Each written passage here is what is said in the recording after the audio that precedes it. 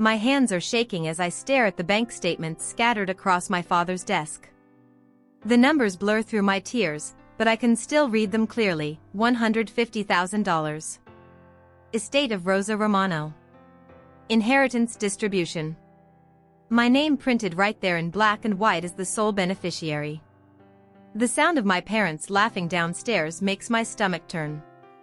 They're watching TV in their new leather recliners, the ones Mom said they got on sale. The smell of fresh paint from their renovated kitchen drifts upstairs, mixing with the lavender scent of Mom's expensive new perfume. Everything paid for with money that was supposed to be mine. My grandmother's voice echoes in my memory, "Bella Mia, I'm leaving you something special. Promise me you'll use it wisely." 6 months ago, when I asked about her will, Mom looked me straight in the eye and said, "There was no inheritance, sweetheart. Nana had debts." I can hear my own heartbeat pounding in my ears as I photograph each document with trembling fingers. Legal papers with forged signatures. Transfer documents they signed in my place.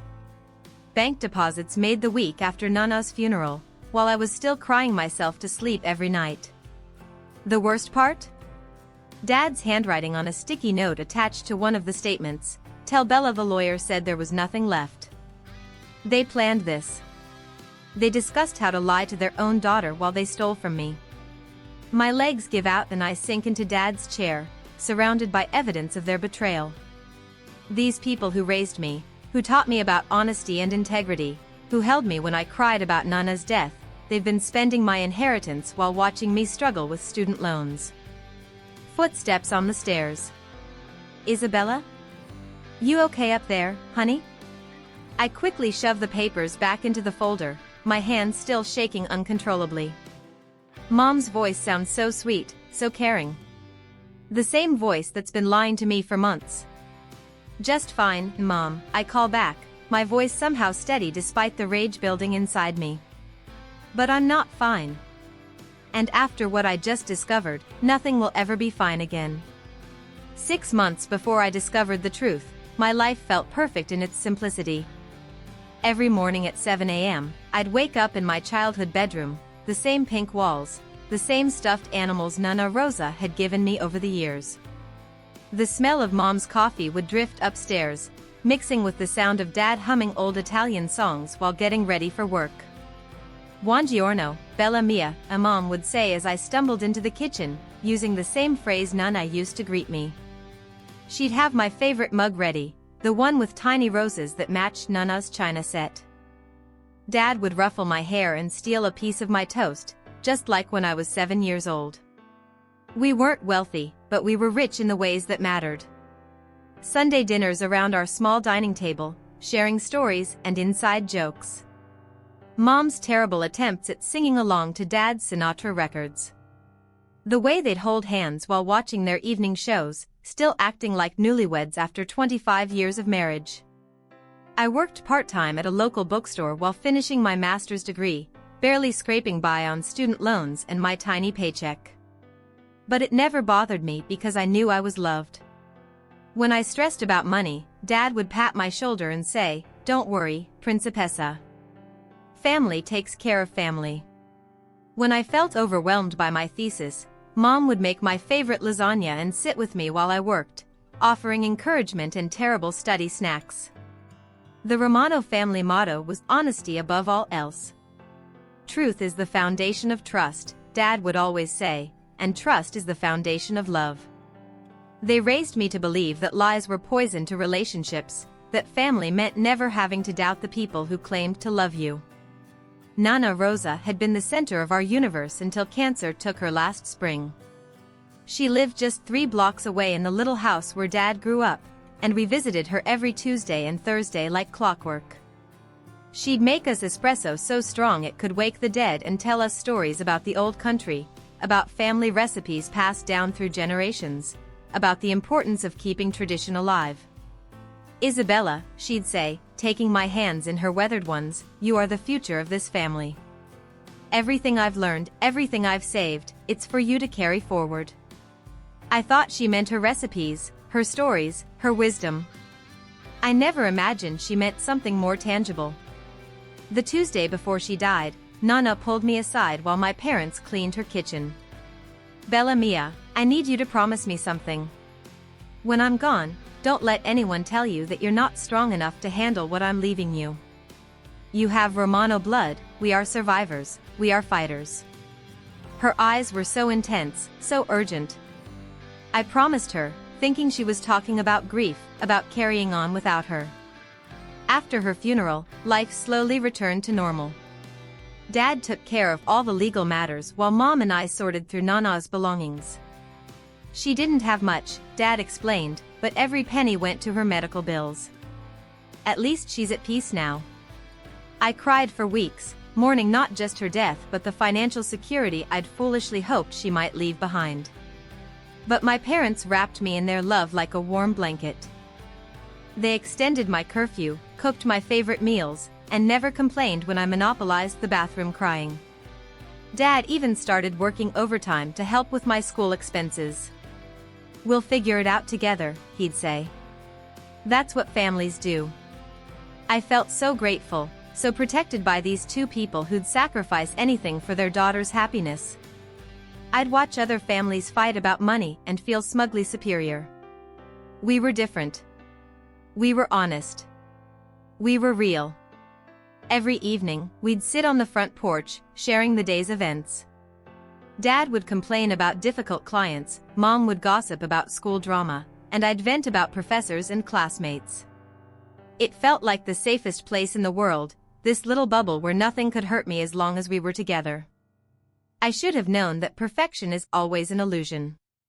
I should have questioned why we suddenly had money for small luxuries when Dad claimed to be working extra hours just to help with my tuition. I should have wondered why Mom stopped mentioning money troubles altogether. But I was so comfortable in my role as the cherished daughter, so secure in my belief that my parents would never lie to me, that I ignored every red flag. I thought I knew exactly who Robert and Patricia Romano were. I was about to discover I didn't know them at all. The first crack appeared on a Thursday evening in October, 3 months after Nana's funeral. I was curled up on our old couch, struggling through my thesis research, when I heard the distinctive sound of Dad's car in the driveway. But it wasn't the familiar wheeze of his 10-year-old Honda. I looked out the window and froze. A brand new silver BMW sat in our driveway, gleaming under the streetlight like it had driven straight off a showroom floor. "Surprise!" Dad called out as he walked through the front door, keys jingling in his hand with that unmistakable BMW logo dangling from the chain. Mom appeared from the kitchen, and I watched her face carefully. Her smile looked practiced. Like she'd been rehearsing this moment. "Robert, you didn't," she said, but her tone was off. Too theatrical. Too surprised for someone who should have been shocked by such a major purchase. "Work gave me an incredible bonus for that Henderson account," Dad explained, but his eyes kept darting away from mine. I figured after all these years of driving that old beater, I deserved something nice. My stomach twisted. Dad had been at the same accounting firm for 15 years. I'd never heard of work bonuses big enough to buy luxury cars. And the Henderson account? He'd mentioned that client maybe twice in passing conversations. How much was the bonus? I asked, trying to keep my voice light and curious rather than suspicious. The silence that followed lasted exactly 3 seconds too long. "Enough," Dad said finally, his smile not quite reaching his eyes. "Don't worry about the details, Principessa. Sometimes good things just happen." But I did worry about details. I'd been raised by these people to question everything, to value transparency above all else. The same man who made me show him every receipt when he gave me money for school supplies was now brushing off questions about a car that probably cost more than I'd make in 2 years. That night, I lay awake listening to my parents' muffled conversation through the thin walls. I couldn't make out words, but I could hear the tone, urgent, worried, conspiratorial. They were discussing something they didn't want me to know about. The next morning, I found Mom wearing a gold bracelet I'd never seen before. When I complimented it, she touched it nervously and said, "This old thing? I've had it for years." But I knew every piece of jewelry my mother owned. This wasn't old, and she'd definitely never had it before. Little luxuries started appearing everywhere. New throw pillows that Mom claimed were on clearance. Fresh flowers every week when we'd never bought fresh flowers in my life. Dad's sudden interest in expensive wines when he'd always been a beer-from-the-can kind of man. Each small change felt like a puzzle piece that didn't fit the picture I thought I knew. My parents weren't acting like people who'd received an unexpected work bonus. They were acting like people with a secret. And the way they looked at each other when they thought I wasn't watching, guilty glances, nervous smiles, the kind of silent communication that happens between people who are hiding something big. I wanted to trust them. I needed to trust them. But doubt had planted itself in my chest like a splinter, and every day it dug deeper. Something was very, very wrong. The earthquake hit on a rainy Saturday morning in November. I was helping Dad organize his home office, something I'd done countless times before without suspicion. He was in the shower, and I was sorting through a stack of papers when a manila folder slipped from my hands, spilling its contents across the hardwood floor. Bank statements scattered like autumn leaves, and my heart stopped when I saw the header, Romano Family Trust Account Estate Distribution. My hands trembled as I picked up the first document. There, in official legal letterhead, was my grandmother's will. The real one. Not the fictional no inheritance story my parents had been feeding me for months. Last will and testament of Rosa Romano. I hereby bequeath my entire estate, valued at $150,000, to my beloved granddaughter Isabella Romano. The words blurred as tears filled my eyes. My chest tightened like someone was squeezing my ribcage with iron fists. This couldn't be real. This couldn't be happening. But there was more. Bank deposit slips showing $150,000 transferred to my parents' account just 1 week after Nana's funeral. Transfer documents with signatures I'd never signed. Legal papers with my name forged in handwriting that looked suspiciously like Mom's careful script. My world tilted on its axis. Every breath felt like swallowing glass. The sound of running water upstairs suddenly felt deafening. My father, the man who taught me that honesty was sacred, who made me confess to every childhood lie, had been living the biggest lie of all while I grieved my grandmother and struggled to pay for textbooks. I found Dad's notebook tucked beneath the bank statements, filled with calculations in his neat accountant's handwriting. BMW down payment, $8,000. Kitchen renovation, $12,000. Patricia's jewelry, $3,500. Every luxury they'd acquired over the past months, itemized and budgeted with my inheritance money. The most devastating discovery was a sticky note attached to one of the legal documents. Tell Isabella the lawyer said there was nothing left. She's too young to handle this much money responsibly. My breath came in short, painful gasps. They hadn't just stolen from me, they'd decided I wasn't mature enough to inherit what my own grandmother had left specifically for me. They'd watched me cry about Nana's death while secretly counting the money she'd intended to ease my future struggles. The bathroom door creaked open upstairs, and panic shot through my veins. I quickly photographed every document with shaking hands, my phone camera clicking like a machine gun. Evidence. I needed evidence of everything. Isabella? You okay down there? Dad's voice called out, cheerful and unsuspecting. Just organizing. I managed to call back, my voice surprisingly steady despite the chaos raging inside my chest. I carefully returned everything to the folder exactly as I'd found it, but my hands wouldn't stop trembling. 23 years of love, trust, and family loyalty crumbled in the space of 10 minutes. The parents who'd raised me to value honesty above all else had been lying to my face every single day for months. As I heard Dad's footsteps on the stairs, I realized that the people I'd trusted most in the world weren't just thieves, they were strangers. The loving, honest parents I'd believed in my entire life were as fictional as the story they'd told me about Nana's non-existent inheritance. Every family dinner, every I love you, every moment of parental concern over the past months had been tainted by their massive deception. They'd comforted me through grief while profiting from it. They'd watched me struggle financially while upgrading their lifestyle with money that belonged to me.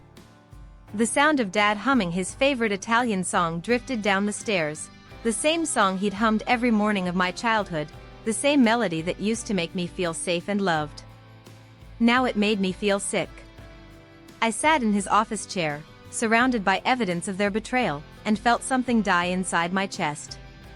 Not just love or trust, but my entire understanding of who I was and where I came from.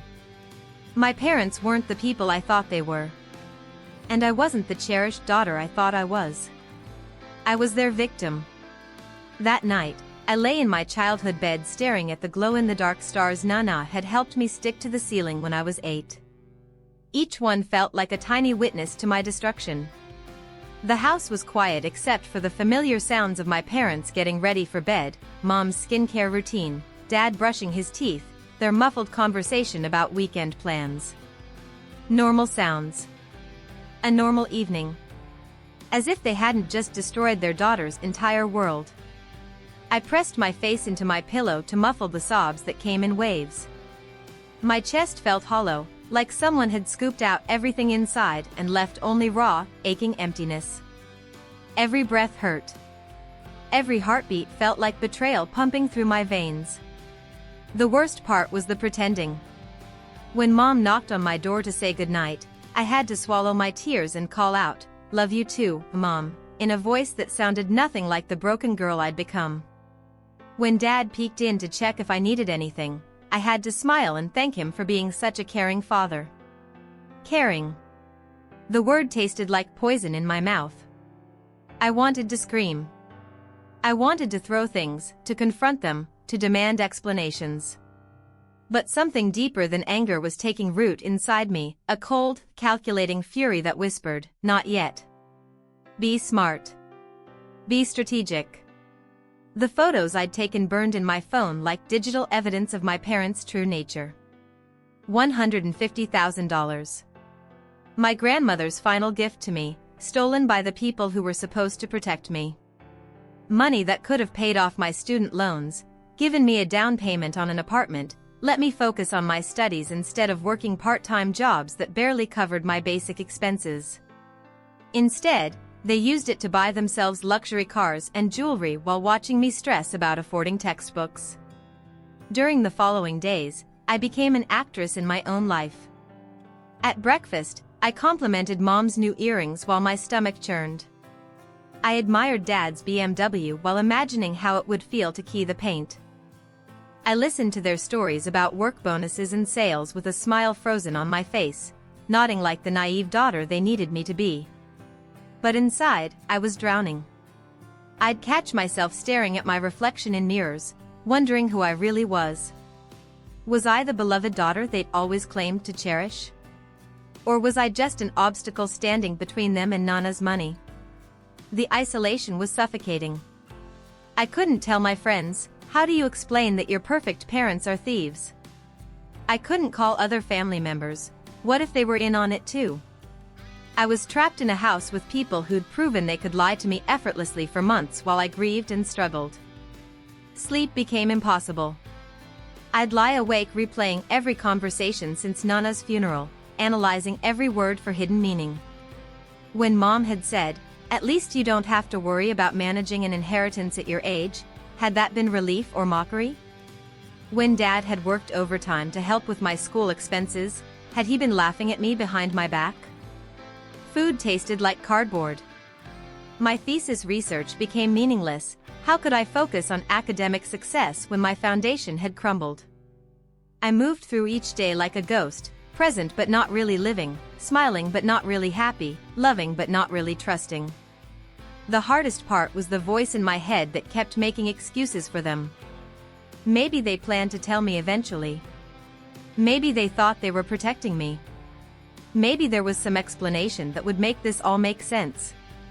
But then I'd remember Dad's sticky note, "She's too young to handle this much money responsibly." They hadn't planned to tell me. They decided I didn't deserve what my own grandmother had left me. 3 weeks after my discovery, I sat in my car after a particularly difficult day of pretending everything was normal. My phone buzzed with a text from Mom. "Dinner will be ready in 20 minutes, sweetheart. Dad's making your favorite pasta." My favorite pasta. Made by a man who'd stolen from me. Served by a woman who'd helped him lie about it. I stared at that text until my vision blurred, and something cold and sharp crystallized in my chest. This wasn't just about money anymore. This was about justice. This was about showing them that their irresponsible daughter was smart enough to uncover their lies and strong enough to do something about it. I wiped my tears, started my car, and drove home to have dinner with my thieves. But I wasn't their victim anymore. I was their reckoning. The transformation happened on a cold December morning, exactly 1 month after I discovered their betrayal. I was sitting in my constitutional law class, half listening to Professor Martinez discuss inheritance fraud, when something clicked into place like a puzzle piece finding its home. "Inheritance fraud is a federal crime," she explained, "punishable by up to 5 years in prison and complete restitution to the rightful heir." My pen stopped moving across my notebook. Federal crime. Prison time.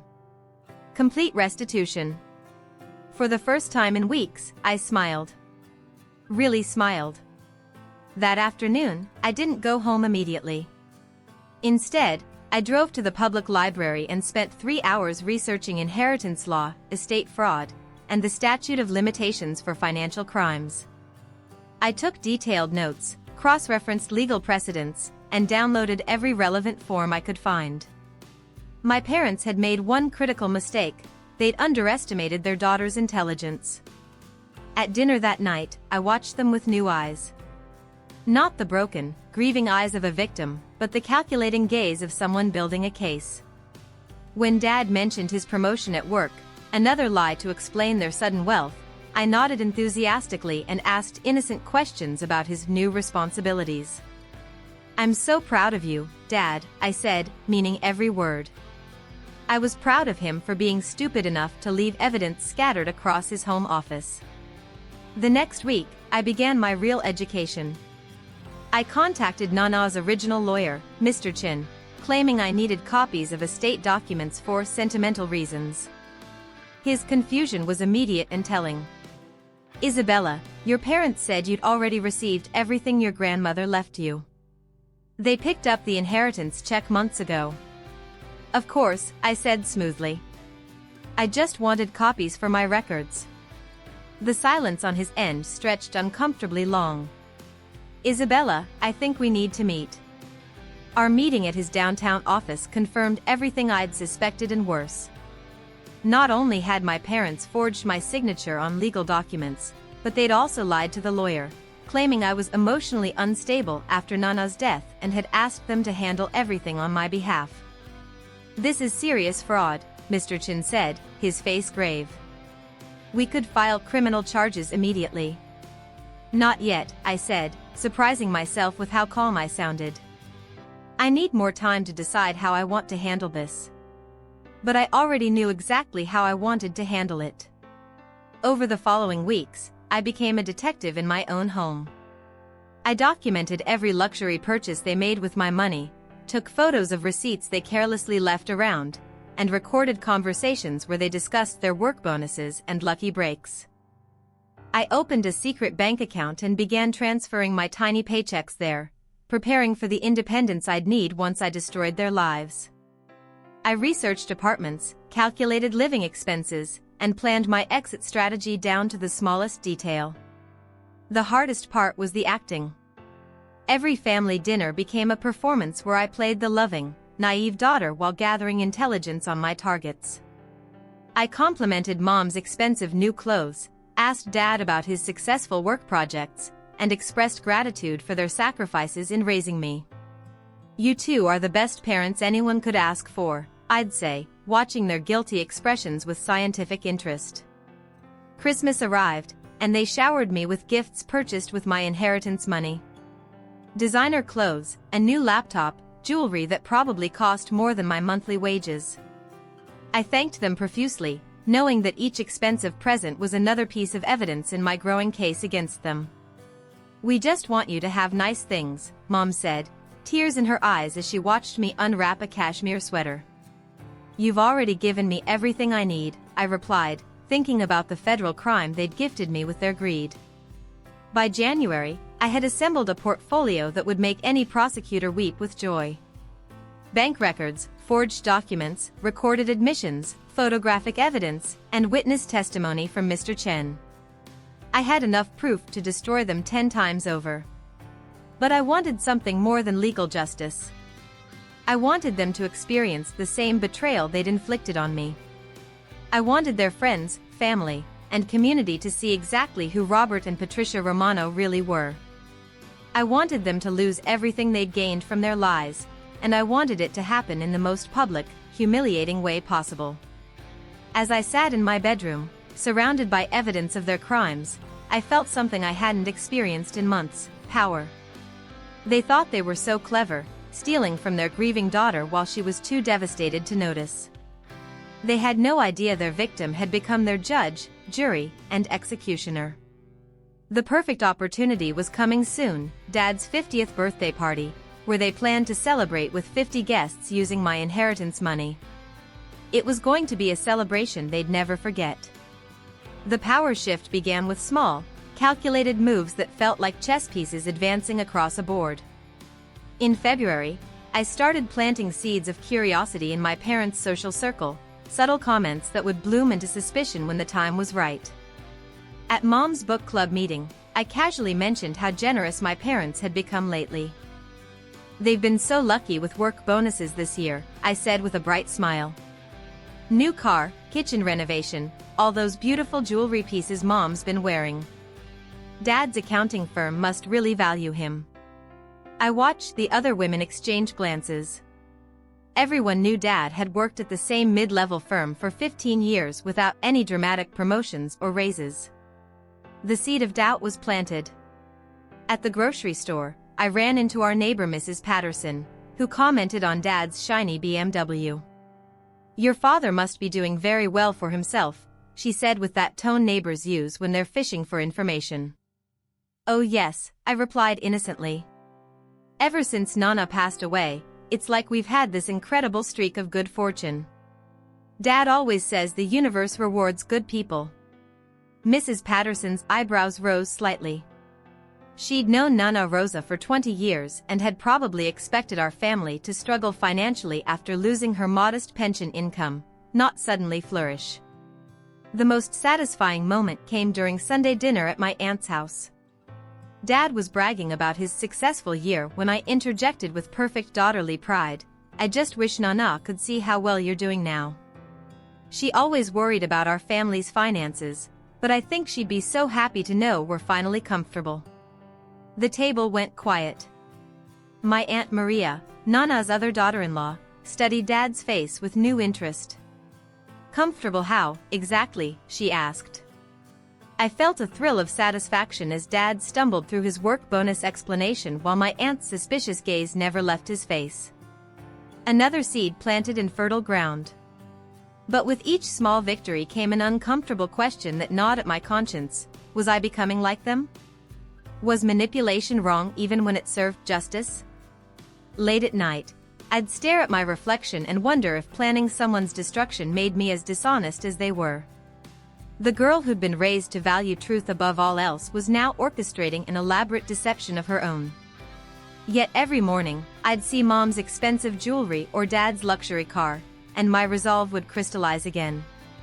They'd made their choice when they decided to steal from their own daughter. I was simply ensuring they faced consequences. The tension in our house became palpable. My parents started exchanging worried glances when they thought I wasn't looking. They'd stop conversations when I entered rooms. Mom began asking probing questions about my day, fishing for information about what I'd been doing or who I'd been talking to. "You've been so busy lately, sweetheart," she said one evening, her tone carefully casual. "Where do you go when you're not at school or work?" "Just errands, library research for my thesis," I replied smoothly, not mentioning that my research involved federal crime statutes rather than academic literature. Dad started coming home earlier from work, hovering around the house like he was guarding something. He'd installed a lock on his office door, too little, too late, since I'd already photographed every piece of evidence months ago. The most telling moment came when I overheard them arguing in their bedroom, voices hushed but emotions running high. "She's asking too many questions," Mom whispered urgently. "She doesn't know anything," Dad replied, but his voice lacked conviction. "What if someone says something? What if she finds out?" "She won't. We just need to be more careful." I smiled in the darkness of my room. They were scared. After months of me feeling powerless and broken, the balance had finally shifted. They were the ones lying awake at night, worrying about discovery, jumping at shadows. But I wasn't ready to strike yet. The perfect moment was still weeks away, Dad's 50th birthday party, where they'd invited 50 people to celebrate with my stolen money. I wanted an audience for their destruction. I wanted witnesses to their shame. As I drifted off to sleep, I felt something I hadn't experienced since discovering their betrayal: anticipation.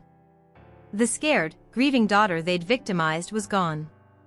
In her place stood someone much more dangerous, someone who'd learned that sometimes the most devastating revenge is the one they never see coming. Dad's 50th birthday party was everything they'd dreamed of: elegant catering, expensive wine, 50 guests mingling in our beautifully renovated home.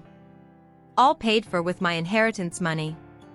I wore the cashmere dress they'd bought me for Christmas, my smile perfect as I greeted their friends, colleagues, and family members. Mom beamed with pride, introducing me as our brilliant daughter, almost finished with her master's degree.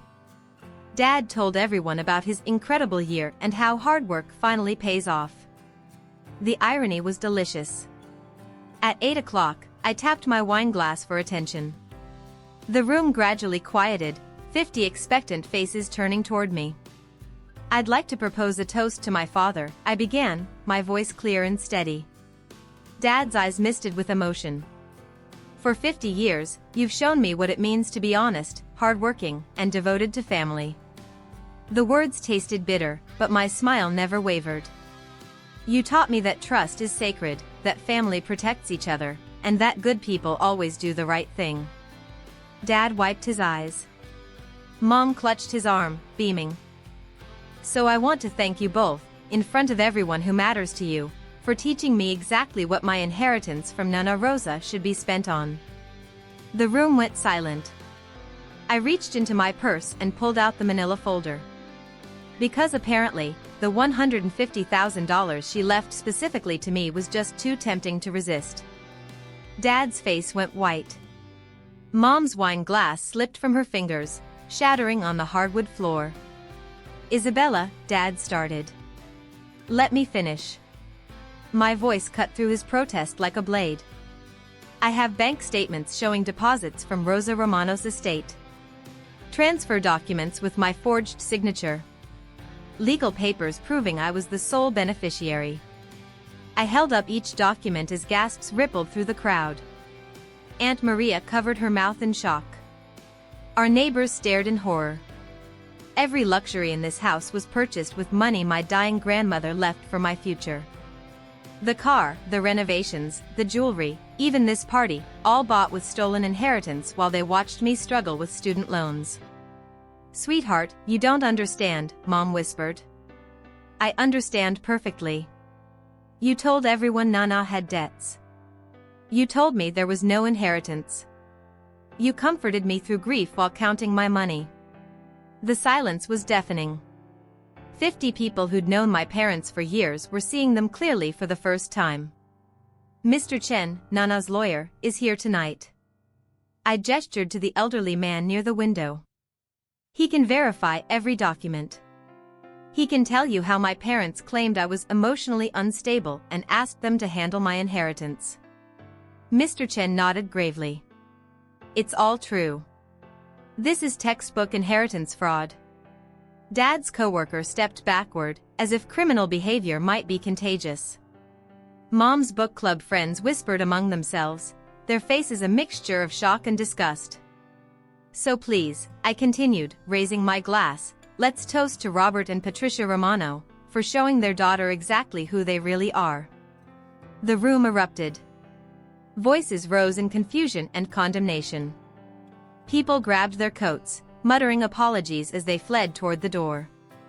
Within minutes, our house was empty except for family members who stayed to witness the complete meltdown of my parents' reputation. How could you do this to us?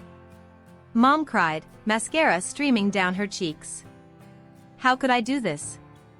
I laughed, the sound sharp and cold. I documented a crime. I exposed thieves. I told the truth, something you taught me was sacred, remember? Dad sank into his chair, aged 10 years and 10 minutes. We were going to tell you eventually. When? After you spent every penny? After I graduated without the financial security Nana wanted me to have? We thought you were too young. Too young to inherit my own grandmother's money, but old enough to be lied to for months while you stole from me? The house felt hollow now, filled only with the echo of our voices and the weight of destroyed relationships. You're our daughter, Mom pleaded. We love you. Love? I folded the documents back into the folder. You love yourselves. You loved the money more than you loved me. I walked toward the door, then turned back to face them one last time. Criminal charges will be filed Monday morning. I suggest you find a good lawyer. Their sobs followed me into the night, but I felt only cold satisfaction. Justice served with dignity, exactly as Nana would have wanted. The aftermath was swift and merciless. By Monday morning, criminal charges were filed. By Wednesday, Dad's accounting license was suspended pending investigation. By Friday, he was fired from the firm he'd worked at for 15 years. Mom lasted exactly 1 week at the school district before parents started demanding she be removed from handling their children's records. How can we trust someone who steals from their own family? One parent posted on the school's Facebook page. The comment received 43 likes. Their social circle evaporated overnight. Friends stopped returning calls. Invitations dried up. The book club Mom had hosted for 8 years found a new location. Even our neighbors avoided eye contact when they saw my parents in the driveway. The house, their beautiful, renovated house paid for with my inheritance, went up for sale within 2 weeks. They couldn't afford the mortgage without Dad's income, and legal fees were mounting. I watched from my bedroom window as strangers toured the home where I'd grown up, evaluating the kitchen they'd built with my money. The BMW disappeared first, repossessed when they missed payments. Mom's jewelry followed, sold piece by piece to pay for lawyers who couldn't perform miracles. The expensive furniture, the artwork, the wine collection, everything that had marked their brief ascent into luxury was stripped away, leaving them with less than they'd had before Nana died. I moved out 3 weeks after the party, using money I'd saved from my part-time job. My new apartment was tiny, barely furnished, but it was mine. No lies. No betrayal. No parents who looked at me like I was the enemy instead of their victim. The silence was healing. For the first time in months, I slept through the night. I woke up each morning without that crushing weight of deception pressing against my chest. My food had flavor again. Colors seemed brighter. I could focus on my thesis without my mind spiraling into rage and confusion. I thought betrayal had broken me, that discovering my parents' true nature had shattered something irreparable inside my soul. But I was wrong. It had rebuilt me into someone stronger, someone who couldn't be fooled by pretty words and false promises. The scared, naive daughter who'd trusted blindly was gone. In her place stood a woman who understood that love without honesty was just manipulation, that family meant nothing without integrity, that sometimes the people who claim to protect you are the ones you need protection from. My grades improved dramatically once I wasn't living with constant stress. Professors noticed my renewed focus, my sharper analysis, my confident participation in class discussions. I'd learned more about human nature in 6 months than most people learn in a lifetime. The inheritance money was returned to me in full, plus interest.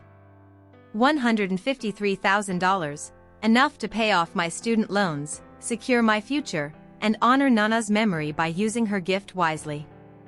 Every dollar felt like validation, like justice served cold but perfect. I started therapy, not because I was broken, but because I wanted to process this transformation properly. Dr. Martinez helped me understand that surviving betrayal wasn't just about revenge, it was about reclaiming your power, your truth, your right to trust your own instincts. You didn't just expose their crime, she said during one session. You protected yourself from a lifetime of manipulation. She was right. If I hadn't discovered their theft, how many more lies would they have told? How many other ways would they have found to control and deceive me? 3 months after the party, I received a letter from Mom in county jail. She wrote about remorse, about how they'd made a mistake, about how family should forgive family.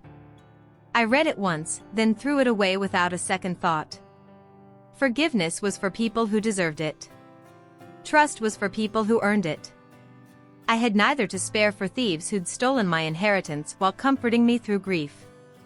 The girl who would have agonized over hurting her parents' feelings was gone. The woman who remained understood that some relationships are too poisoned to save, and that walking away from toxicity isn't cruelty, it's survival. They'd taught me that lesson themselves, just not the way they'd intended. 6 months later, I stand in my own apartment, looking at the bank statement that shows my inheritance, finally where it belongs. $153,000, plus the interest my parents never intended me to see. The same numbers that once made my hands shake with betrayal now fill me with quiet satisfaction. The trembling is gone. The tears have dried. The broken voice that once whispered, "How could they do this to me?" has been replaced by steady confidence that says, "I'm exactly where I'm supposed to be." I think about that night when I discovered their theft, how I sat in Dad's office chair feeling like my world had ended. I was wrong. My world hadn't ended, their world had. The daughter they thought they could manipulate and deceive had become the architect of their downfall. Yesterday, I received my master's degree with highest honors. No student loan debt. No financial stress. No parents in the audience, but I didn't need them there. Nana's gift had given me something more valuable than money. It had given me independence, truth, and the unshakable knowledge that I could survive anything. I've learned that betrayal isn't always an ending. Sometimes it's a beginning disguised as destruction. Sometimes the people who hurt you most give you the greatest gift of all. They show you exactly who you are when everything familiar is stripped away. My parents taught me that family isn't about blood or shared DNA. It's about loyalty, honesty, and protection. They failed that test spectacularly. But they taught me something else too, something they never intended, that I'm strong enough to stand alone, smart enough to recognize lies, and brave enough to demand justice even when it costs me everything I thought I wanted. I keep one photo on my kitchen table, Nana and me on my college graduation day, both of us smiling at a future full of promise. She always said, "Bella mia, the universe has a way of balancing the scales." She was right, as usual. The scales are balanced now. Justice served. Truth revealed. The future secured. And I'm finally, truly free. Sometimes the greatest revenge isn't destruction, it's becoming everything they tried to prevent you from being. Nana would be proud.